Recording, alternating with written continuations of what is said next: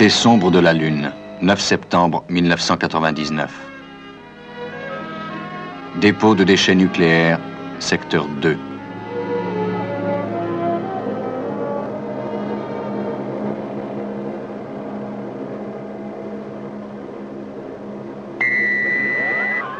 Professeur Bergman, ici Jim Nordstrom. Nous venons de franchir la barrière de protection au laser. Dans 2 minutes, nous serons prêts à commencer la vérification demandée par le Dr. Russell sur les champs de radiation. Attendez les ordres, Nordstrom. On ne vous lâche pas, soyez tranquille.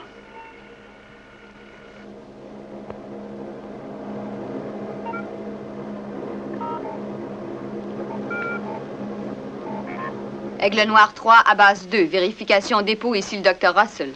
Nous écoutons, docteur. Quand aurez-vous terminé le déchargement? On est en train de s'occuper des derniers contenants. On peut finir dans 10 minutes environ. Steiner, dès que les vaisseaux spatiaux seront repartis, commencez les vérifications sur les champs de radiation. Très bien, docteur. Et voilà, il n'y a plus qu'à attendre le résultat. Oui, c'est ça.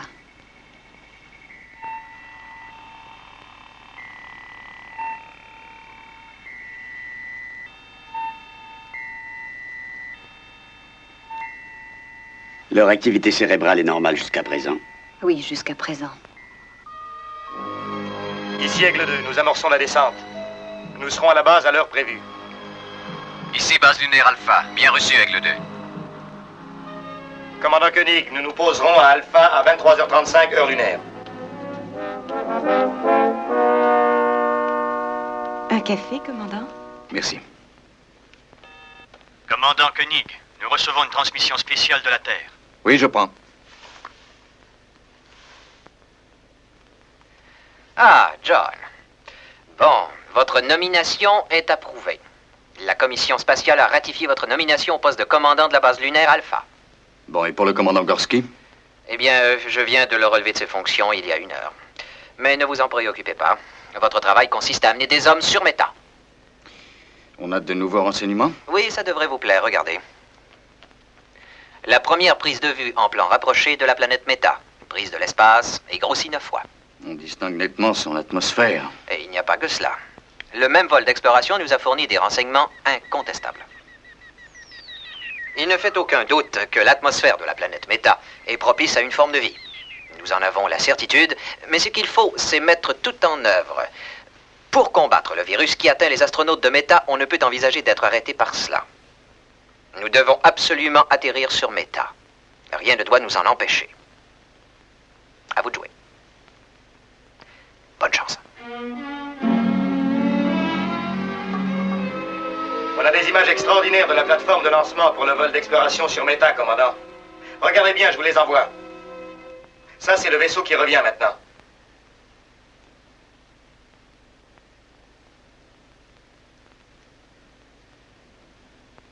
Je dois dire que j'aimerais déjà le voir en route vers Méta. Bon, on a fait le tour, professeur. Tout est vérifié. Il n'y a absolument aucune perte de radiation. Nous rentrons. C'est ça, rentrez, Steiner. On vous attend.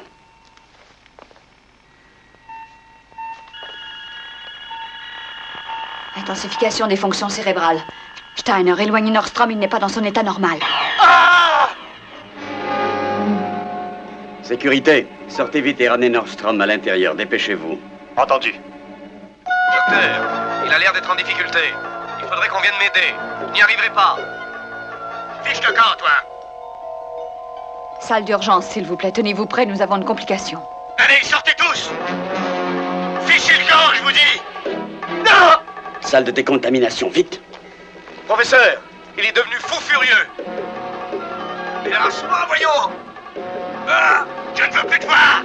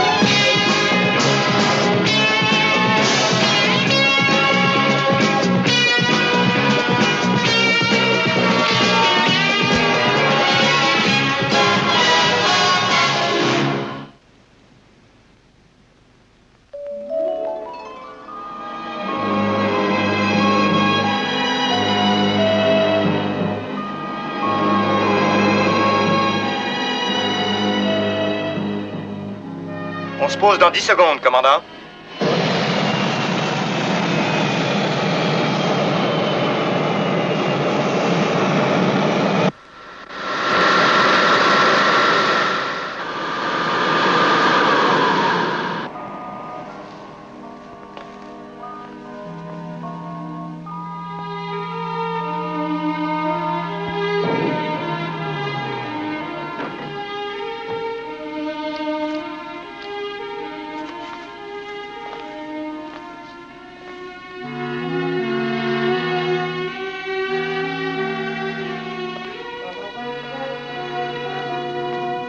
Bonjour, John.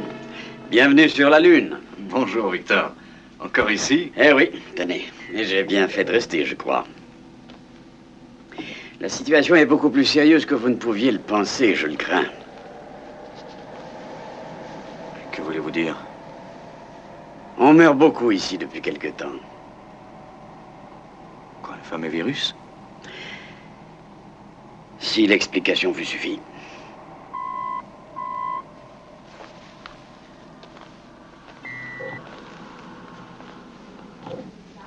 Commandant Koenig, Commandant Gorski? je crois que nous sommes deux à connaître la situation. J'imagine que vous aimeriez bien vous détendre. Ce genre de voyage est assez fatigant en général. Oui. Si vous désirez me parler avant mon départ, je serai à votre disposition. Bonne chance. Il prend les choses du bon côté, lui. Il a été suspendu on ne peut plus brutalement, non? Je le connais un peu, il survivra. On ne peut que le lui souhaiter. Il a toujours bien mené sa barque, je pense. Bonjour, commandant. Benjamin. Ça fait plaisir de vous Moi voir. aussi. Bonjour, commandant. Comment ça va? Bon voyage, commandant. Très bon, oui. Bonjour, commandant. Bonjour, Tania. Bienvenue à bord, commandant. Merci.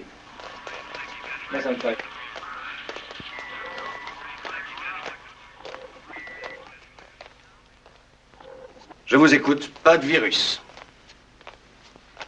Alors, qu'est-ce que c'est? Je serai franc, je n'en ai aucune idée. Ça peut provenir des radiations, mais Mais quoi? il n'y a aucune trace de radiation. Victor, vous me connaissez suffisamment pour savoir que je suis au courant des faits, même si je n'en ai pas l'air. Non, Et le lancement spatial du siècle ne peut absolument pas nous filer entre les doigts. je comprends, c'est certain. Cette planète s'est rapprochée juste assez de nous pour qu'on y atterrisse. Il ne peut pas y avoir d'erreur. Oui, mais ce problème, justement, pourrait très bien empêcher le lancement. Le docteur Russell a de très bonnes idées sur la Oui, question. Simons m'a parlé du docteur Russell et... Je serais étonné qu'il voulait recommander très fort. Le commandant Gorski refusait d'envoyer les rapports de ses découvertes. Je vois. Écoutez, voyez là, ça pourrait être utile.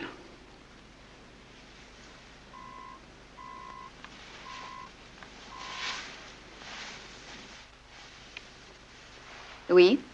Docteur Russell?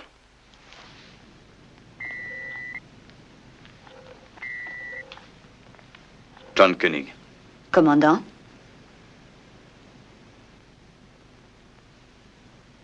Il vous appartient? Oui? Il date de 1887. Hein? Il a appartenu à Pasteur et à Marie Curie, n'est-ce pas? Ce n'est qu'une réplique. C'est une récompense pour des travaux à l'université. Docteur, avez-vous réussi à guérir quelques hommes, à les débarrasser du virus? Ce n'est pas un virus. Les lésions cérébrales dont ils sont atteints sont d'origine inconnue. Leur état est très critique. Il n'y a rien à faire, si je comprends bien.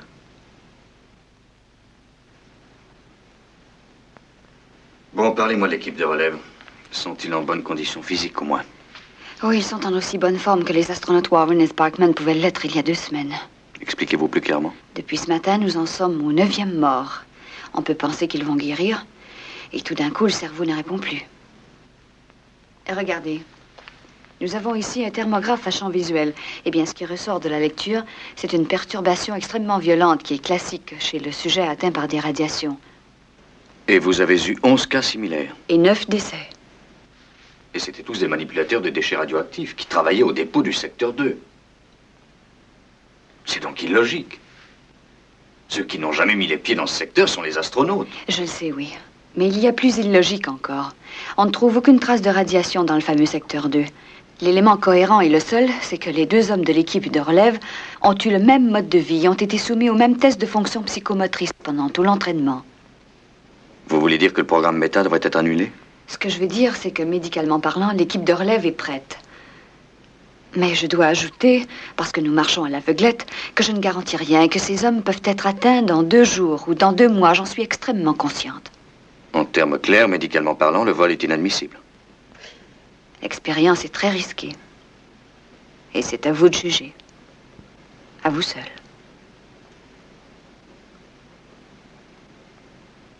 J'aimerais voir ces hommes.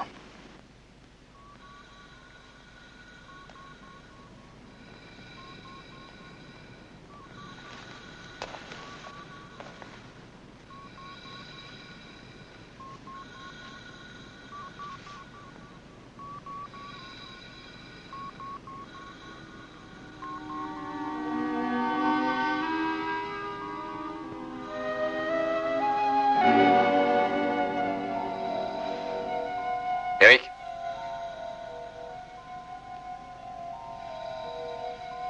Frank? C'est Koenig qui vous parle.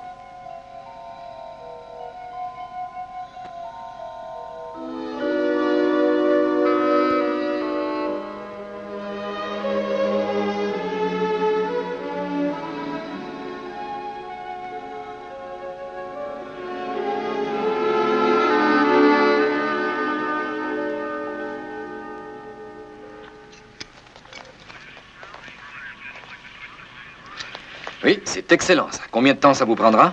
1 semaine environ. Carter? Ah, commandant. Heureux d'être arrivé? Très heureux. Elle est prête à s'envoler? Dès que vous en donnerez l'ordre, on commencera le compte à rebours. Mais attention, chaque heure qui passe diminue nos chances de succès. En combien de jours l'équipe de relève peut être prête? Oh, 7 jours? L'équipe de relève? Et comment ça? C'est trop long, 7 jours. Ah, mais on ne peut pas aller plus vite. Tous les calculs sont déjà programmés. Je ne comprends pas. Il y a un problème dont vous ne voulez pas me parler? Je suis venu pour le lancement, pas pour autre chose. Seriez-vous prêt à remplacer l'équipe de relève? Oui, nous sommes prêts, oui.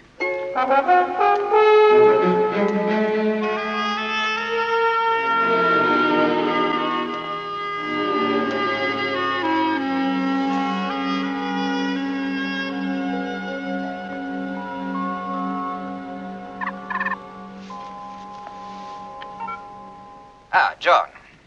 Comment allez-vous? Vous le voyez, je ne vous laisse pas tomber. Je désirais que vous me fassiez part de vos impressions sur la situation qui réside ici. Il y a eu un autre décès ce matin au centre médical nucléaire.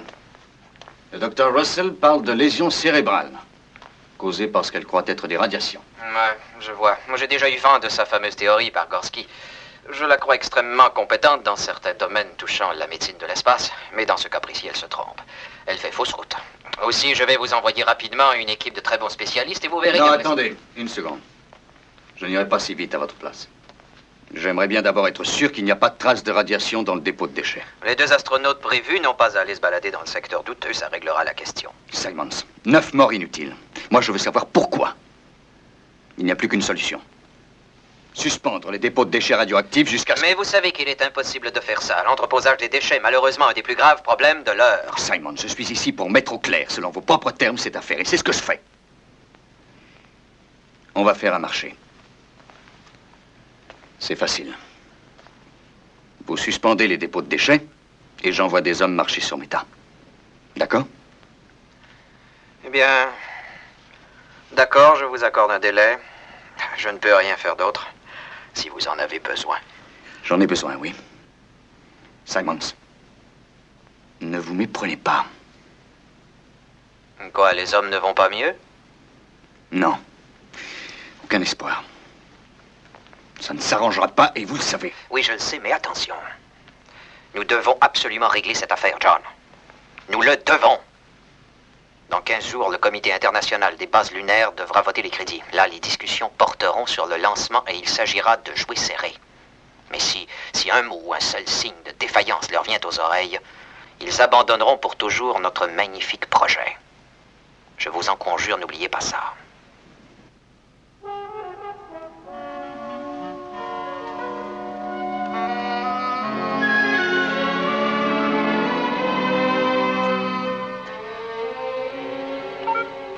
Paul, Commandant? je vais aller vérifier moi-même le secteur de dépôt des déchets radioactifs. D'accord. Je veux 2 volontaires. Très bien, commandant.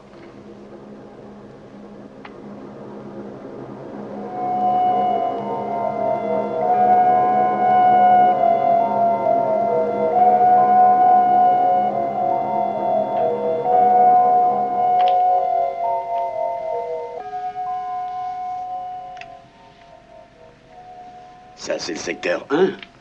Collins, nous voulons aller au secteur 2. Oui, j'ai compris, commandant. Mais on passe au-dessus du secteur 1 pour ne pas s'en aller n'importe où. Et on amorce un virage à 45. C'est un bon point de repère. Un point de repère. Collins, Rapprochez-vous du sol et ouvrez l'œil. D'accord. Il n'y a aucune radiation ici, John. J'ai déjà vérifié, tout est normal. bon, ça c'est le premier dépôt de déchets radioactifs. L'a-t-on utilisé depuis mon absence? Non, ils ont tout déposé au secteur 2. On n'utilise plus celui-là depuis 5 ans. Dire que de nos jours, on n'a toujours pas de couvercles spéciaux. Comment peuvent-ils vérifier? Oh, ça se passe très bien. On les surveille sur les récepteurs. Merci, Collins, on a vu. Vous pouvez aller au secteur 2. Bien, commandant.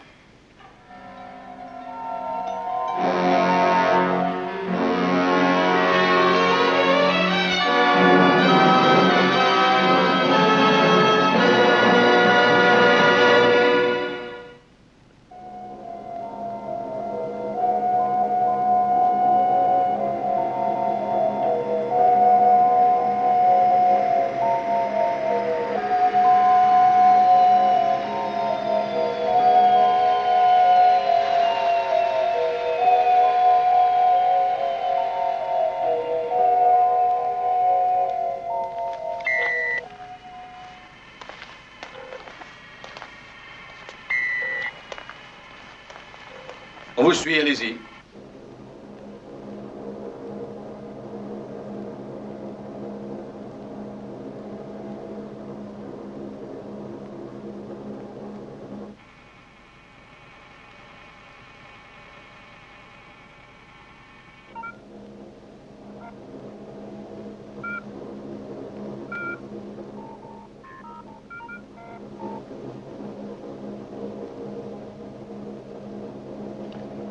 Numéro 1 vérifié, commandant.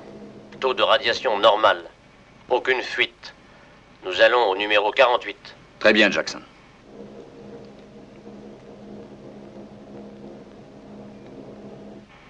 Ça semble correct. Oui, jusqu'à présent.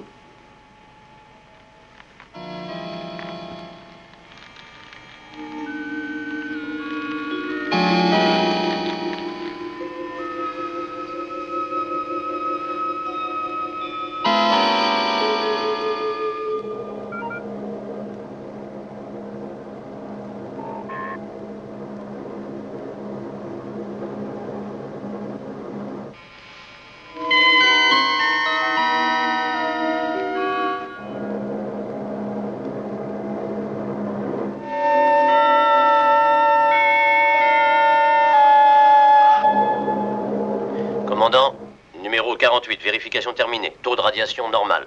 Aucune fuite. Tout va bien. Nous rentrons au poste. Merci, Jackson. Ça va. Et ne prenez pas le chemin des écoliers.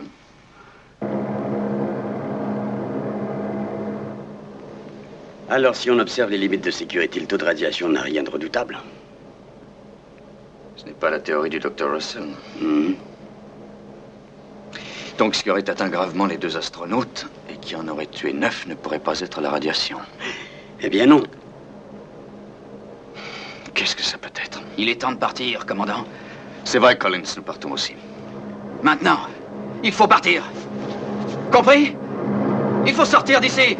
On étouffe.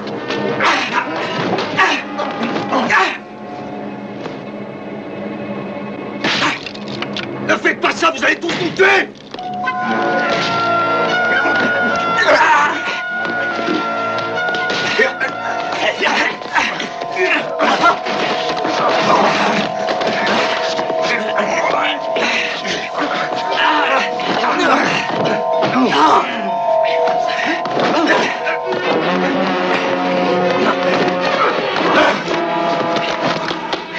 Tirez, mais tirez donc!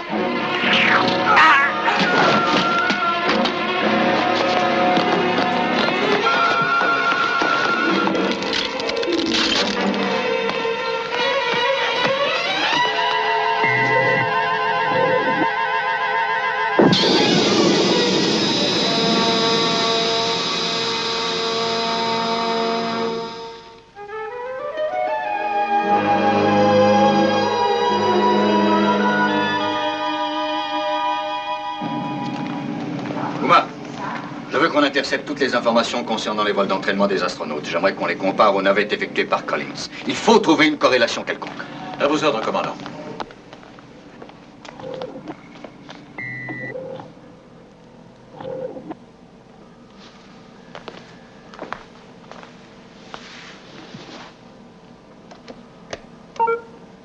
Dr. Russell? Oui, commandant, ici le docteur Mathias. Quel est le dernier rapport sur l'état de santé de Sparkman et de Gordon? Frank Gordon est décédé à 13h28. Et pour Sparkman? Le docteur Russell est près de lui.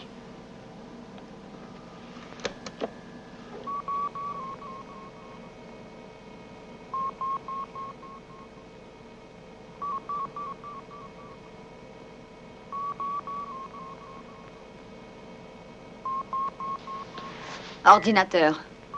Vérification du dernier rapport. Phase 5. Mutation complétée. Activité cérébrale interrompue.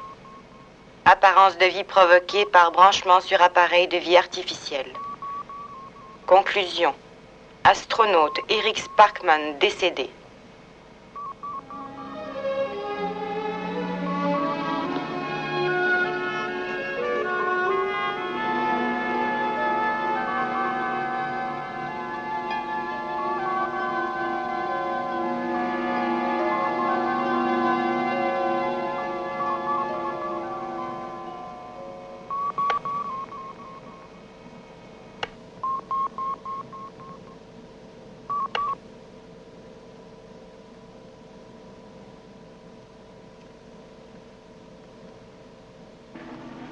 Tous les deux? C'est fini? Mais... de quoi? On m'a raconté que On vous a raconté des histoires. Nous ne savons toujours pas ce qu'il en est. Mais le haut commandement vous demande de penser que notre ignorance n'est que temporaire. Et on ne part plus sur Méta? Non, on ne part plus. Avant d'essayer d'aller plus loin, je veux savoir le pourquoi et le comment des choses. Ce qu'il faut bien comprendre, c'est que la vie est concevable sur la planète Méta. Nous en sommes absolument certains. Oui, mais les problèmes que nous rencontrons peuvent avoir une incidence sur le vol expérimental. Nous devons absolument envoyer des hommes sur Méta. Rien ne doit nous arrêter. Rien. Je ne peux vraiment pas vous garantir que dans 3 jours ou dans 3 mois, ces hommes n'auront aucune réaction négative. Et votre mission est de vous poser sur Méta. Un pas de géant pour l'humanité. Ça ressemble malheureusement à un faux pas dans l'obscurité. Voici un film qui a été pris de l'Aigle sur lequel Eric Sparkman et Frank Gordon ont effectué leur dernier vol d'entraînement. Les images sont parfaites, mais à un moment donné, il y a une espèce de blanc de 2 minutes. Tenez, c'est ça. Et tout à coup, on a à nouveau une réception parfaite. Dans quel secteur était-il à ce moment-là? Aux environs du point Delta. C'est facile à contrôler.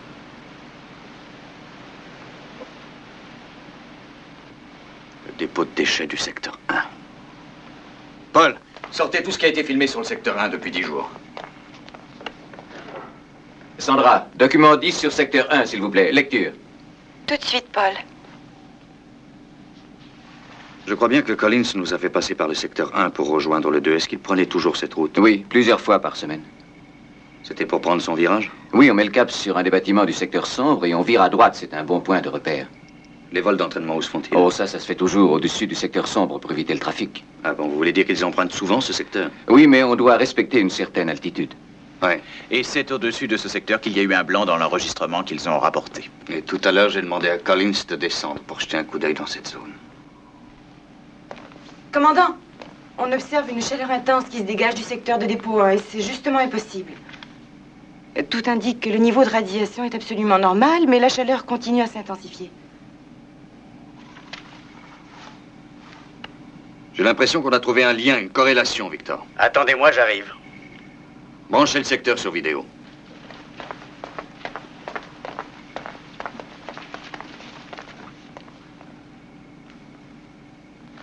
Vous voyez, la chaleur est intense et toujours aucune trace de radioactivité. Ce n'est pas croyable. Mais d'où peuvent provenir ces phénomènes? Alors, faites voir le profil.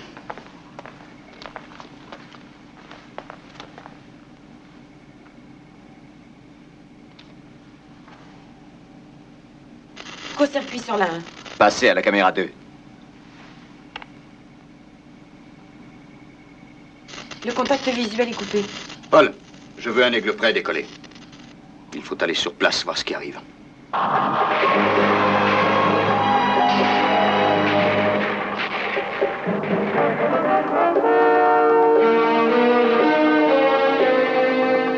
J'approche du secteur 1. Vérifiez le système de repérage. Système de repérage 10 sur 10, commandant.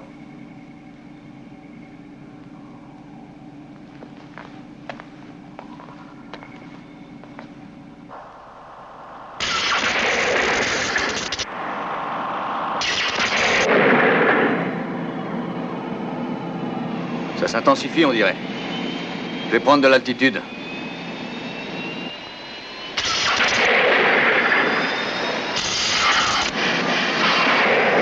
J'ai l'impression de perdre le contrôle. Vous avez toujours le repérage? Les champs magnétiques ont l'air de s'étendre. Vous feriez mieux de revenir très vite. Tenez bon, commandant. On va essayer de vous sortir de là. Passez sur contrôle automatique pour le retour à la base, commandant. On ne vous reçoit plus. Plus rien ne répond. Circuit hors contrôle. Vaisseau de secours prêt à partir.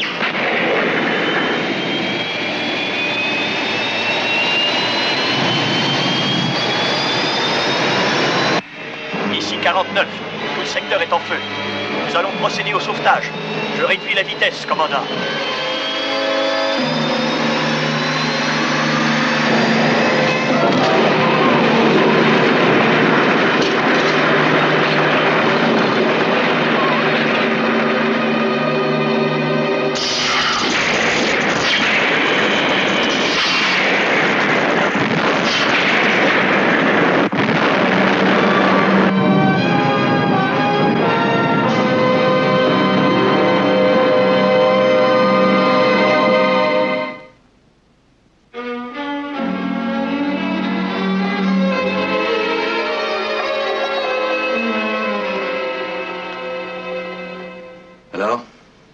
Choc externe sans gravité. On ne peut rien dire d'autre pour l'instant. Et voilà, commandant. Je vous l'avais bien dit que ce n'était pas grave. C'était pas la peine de faire tant d'histoires. Commandant, ce ne sont pas les chocs et les contusions multiples qui m'intéressent. Depuis quelque temps, vous considériez ce secteur comme étant suspect. Vous saviez qu'il était certainement à l'origine de la mort subite des 2 astronautes et de l'accident du pilote. Je ne vous apprends rien. Et sachant tout cela, vous n'hésitez pas à y aller. Nous avons besoin d'un commandant, et non pas d'un héros. Vous ne savez pas que vous y portiez un quelconque intérêt?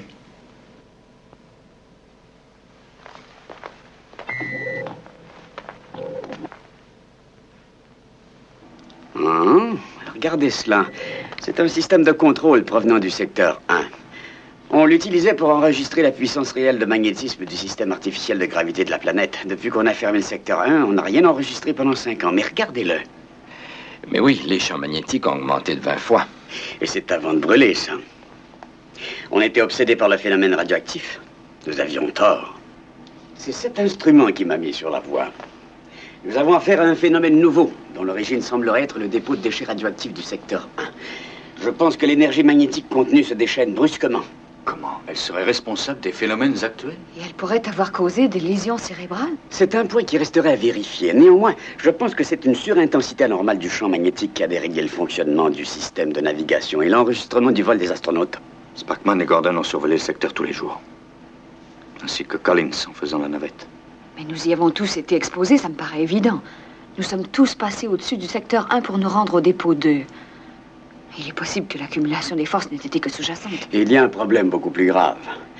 Si le secteur 1, pour les raisons que nous supposons, se met à brûler comme un feu de paille, on peut logiquement déduire que le dépôt du secteur 2 est menacé à son tour. Comment peut-on le savoir? Il faut évaluer l'étendue des champs magnétiques en surface.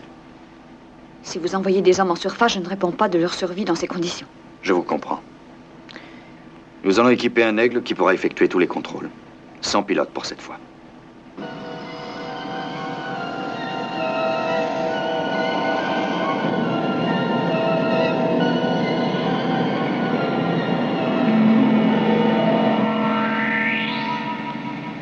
Tout droit, à présent.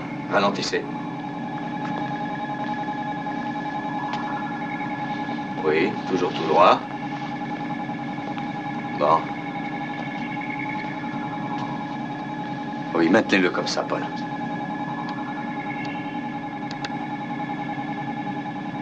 Sandra, qu'est-ce que vous lisez? Taux de radioactivité normale, champ magnétique 0. Ça va, Paul, faites-le descendre. Bien, commandant.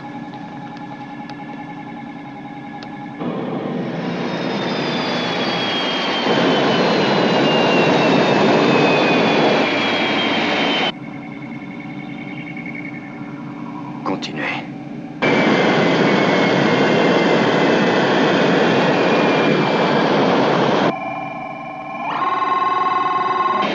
Sortez de là. Puissance maximum, Paul.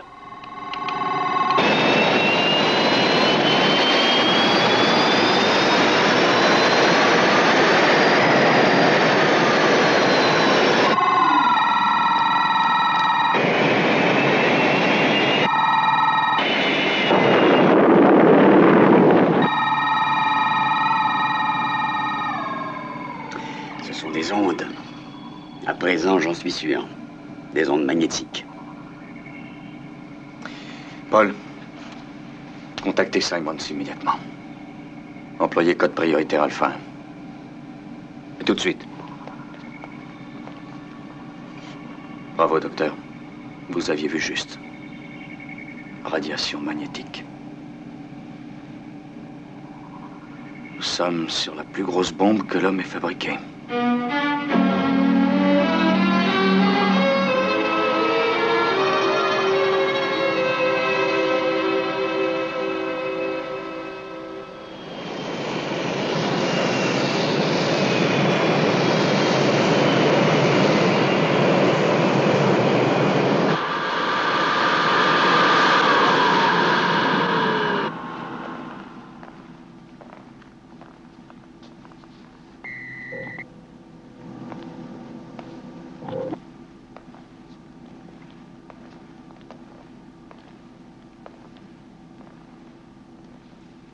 Bonjour, monsieur. Commandant.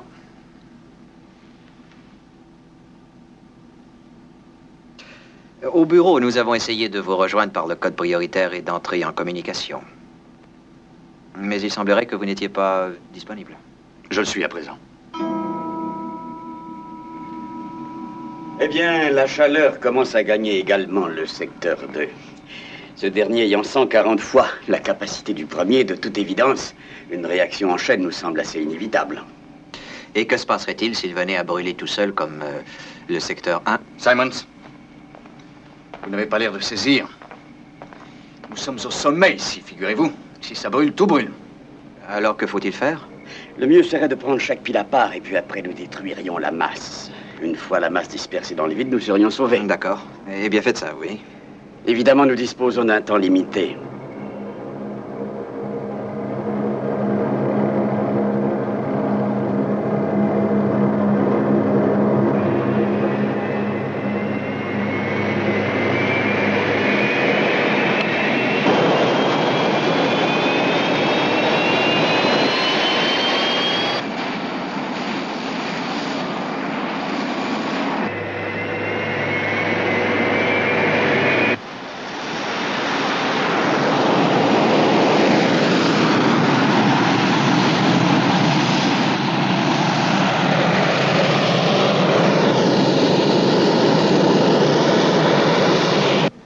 Commandant. Oui, Paul? L'équipement des premiers aigles est terminé. Ils sont déjà en vol vers le secteur. D'accord, Paul, c'est parfait.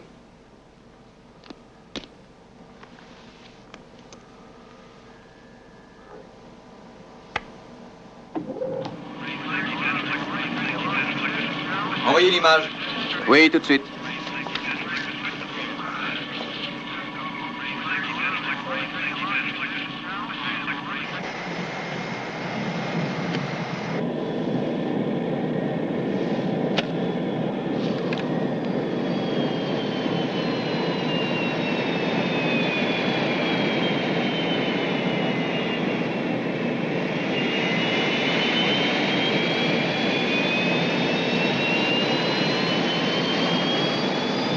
Alpha, ici, Aigle 4.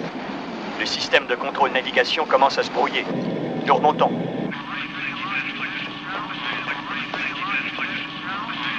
Uma, je veux des informations précises et le plus rapidement possible. Numéro 26. Relâché au-dessus de C9. Je répète, relâché au-dessus de C9. Compris, Alpha. Secteur C9. Nous relâchons.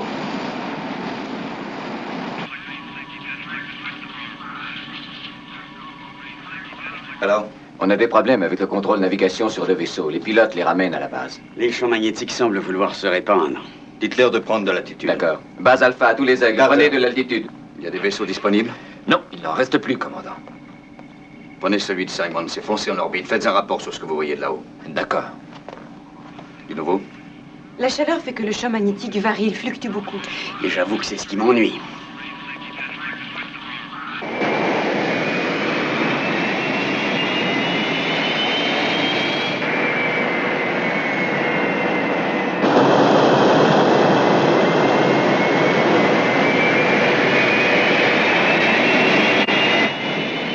Aigle 1 Alpha. Alpha, j'écoute. Élévation normale. Je suis la trajectoire qui a été programmée. Je serai en orbite dans 4 minutes.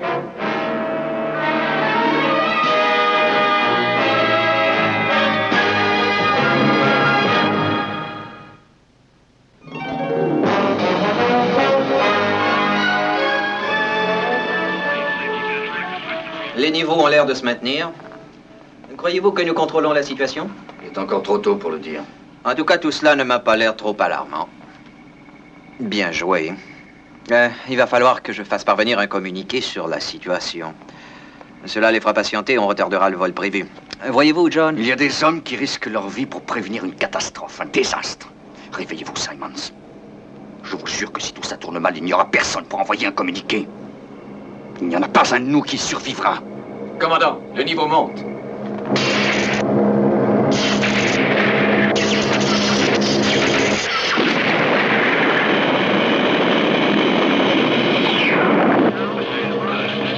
Annulez la mission.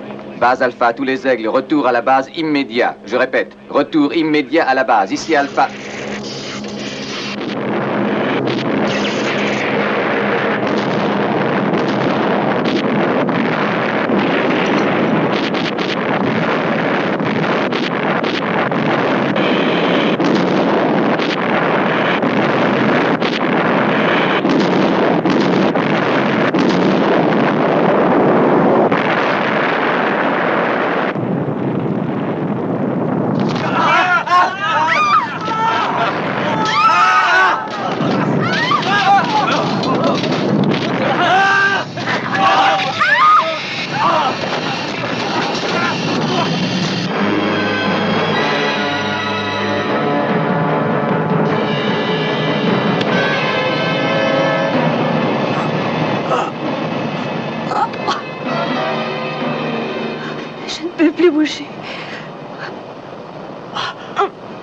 La gravité est modifiée. On ne peut plus rien faire d'autre.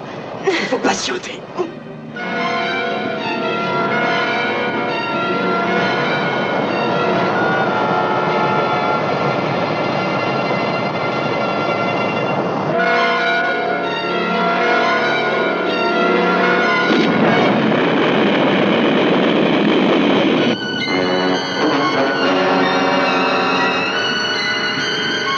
Alpha, est-ce que vous m'entendez?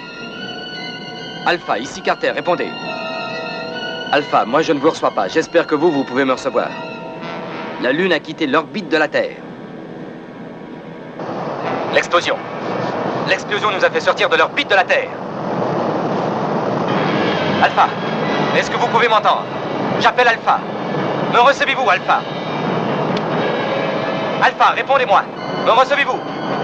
Moi je ne reçois toujours rien.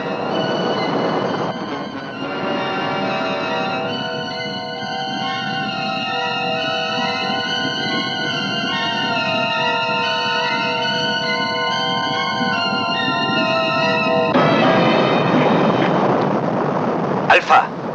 Alpha, que se passe-t-il à la base? Nous avons perdu le contact. Alpha, est-ce que vous m'entendez? J'ai branché tous les canaux de communication. Si tout va bien, envoyez un signal radio.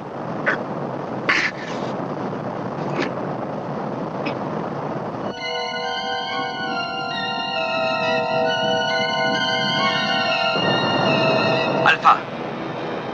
Nous nous éloignons de la Terre. Me recevez-vous, Alpha? Alpha! Carter, Al, répondez. Commandant, vous êtes en vie, Dieu soit loué. Mais que se passe-t-il sur Alpha? La force de gravitation a été modifiée. Nous pouvons à peine bouger. Attendez, il me semble que nous subissions une décélération.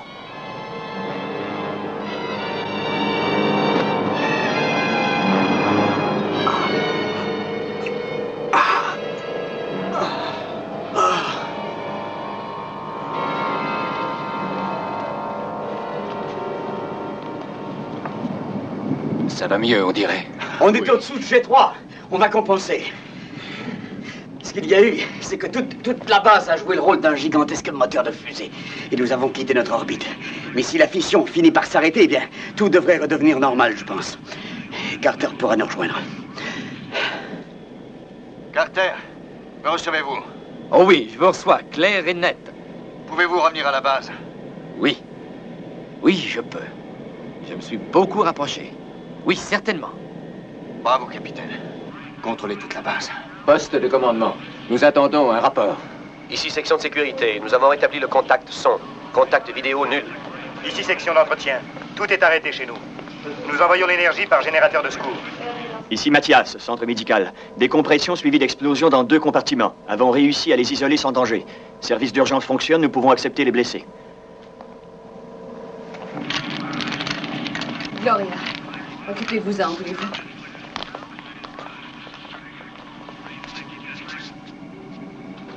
Nous sommes en train de capter des images du satellite de Mars.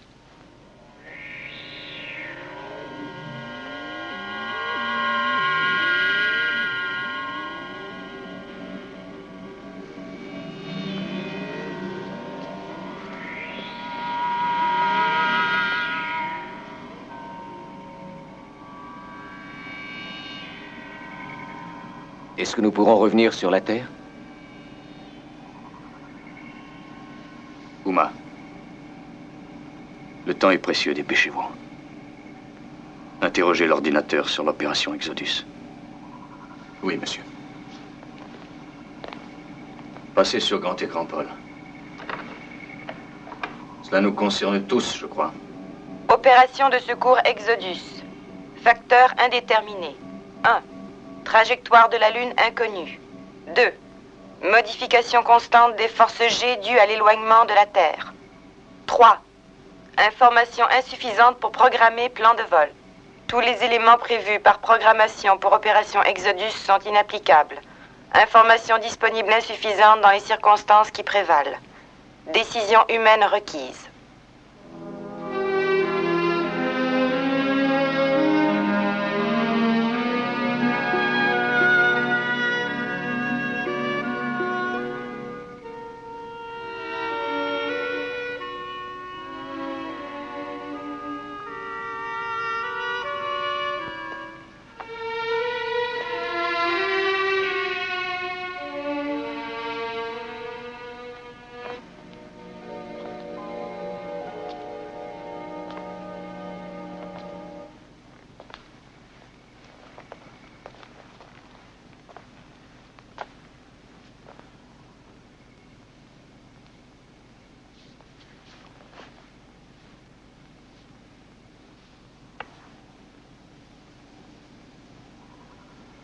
Attention à toutes les sections alpha.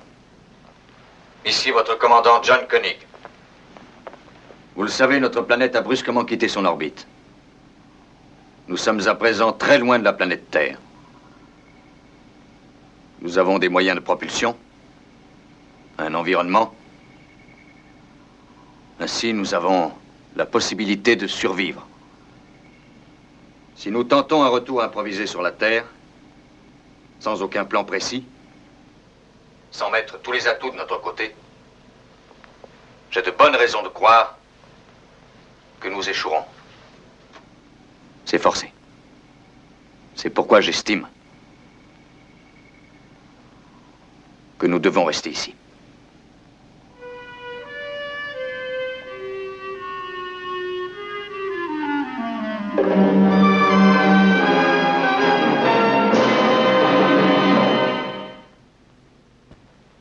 explosion tout à fait inattendue qui a eu lieu à la surface de la Lune a occasionné la nuit dernière de sérieuses répercussions sur la Terre. Les nombreuses secousses sismiques qui ont été enregistrées aux États-Unis sur la majeure partie de la côte ouest, en Yougoslavie, aussi bien qu'au sud de la France, ont hélas fait de nombreuses victimes dont le chiffre n'est pas évalué. La délégation internationale de l'espace réunit son conseil sous la présidence du remplaçant de M. Simmons et est en ce moment en train d'essayer de mettre sur pied un programme visant à envoyer du secours aux 311 hommes et femmes se trouvant à la base Alpha.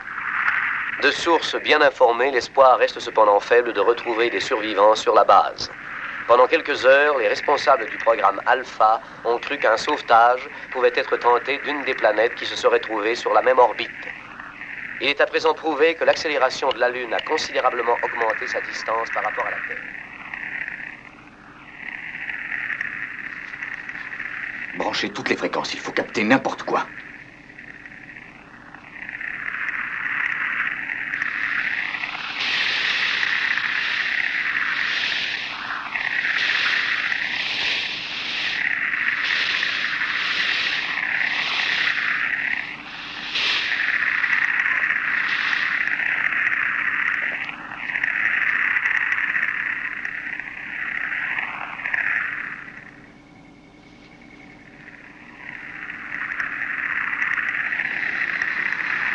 Tenez celle-là.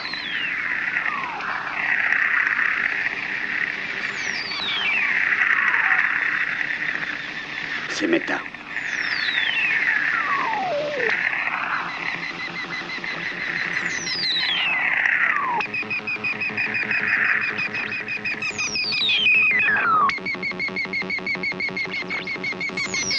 Nous pourrons peut-être vivre un jour là-haut.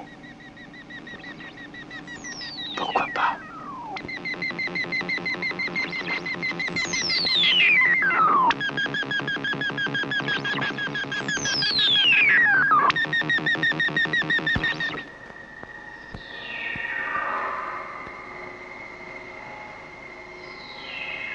« 13 septembre 1999. Les signaux de Meta augmentent sans cesse. Oui. Là-bas, peut-être.